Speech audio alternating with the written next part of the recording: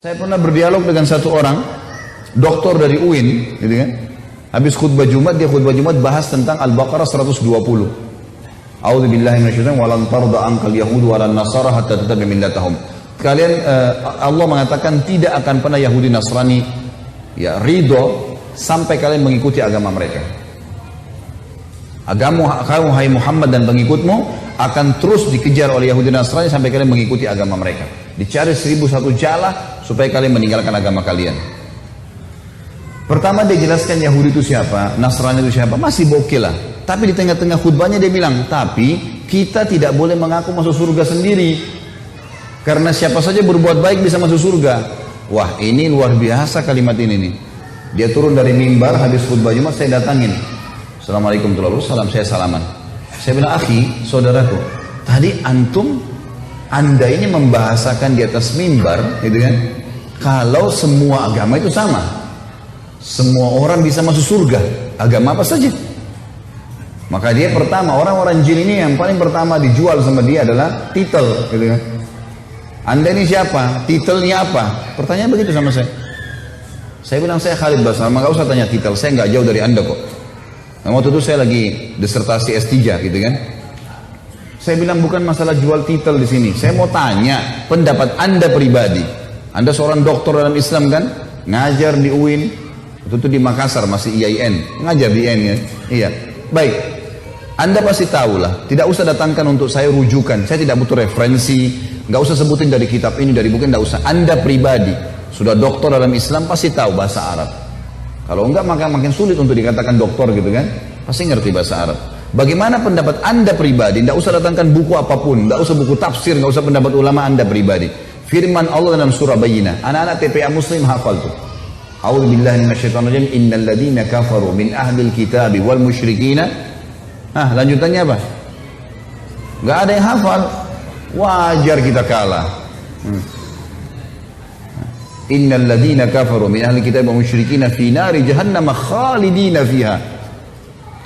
Kata Allah, sesungguhnya telah kafir ahli kitab, Yahudi dan Nasrani. Nggak boleh ragu dengan itu. Allah mengatakan, dan orang-orang musyrik, penyembah-penyembah berhala, dan mereka akan kekal dalam api neraka kalau mereka meninggal dengan keyakinan itu.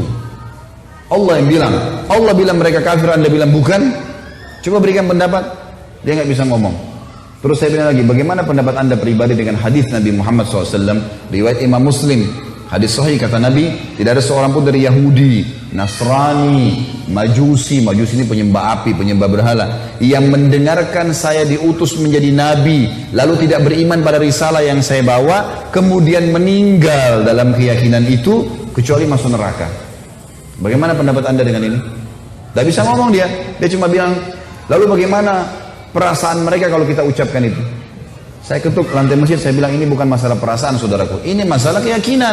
Anda menyebarkan keyakinan yang salah.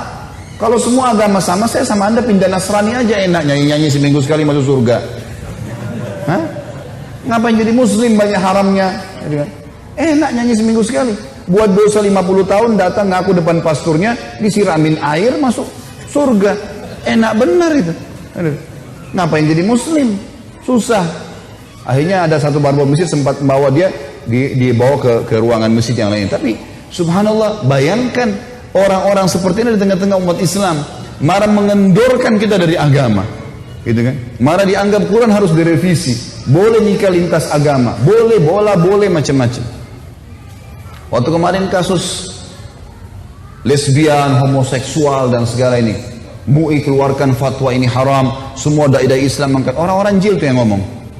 Sampai mereka berani membahasakan kalau seandainya memang betul kaum Lut dulu Allah siksa, kenapa sekarang Allah nggak siksa orang-orang homoseksual ini?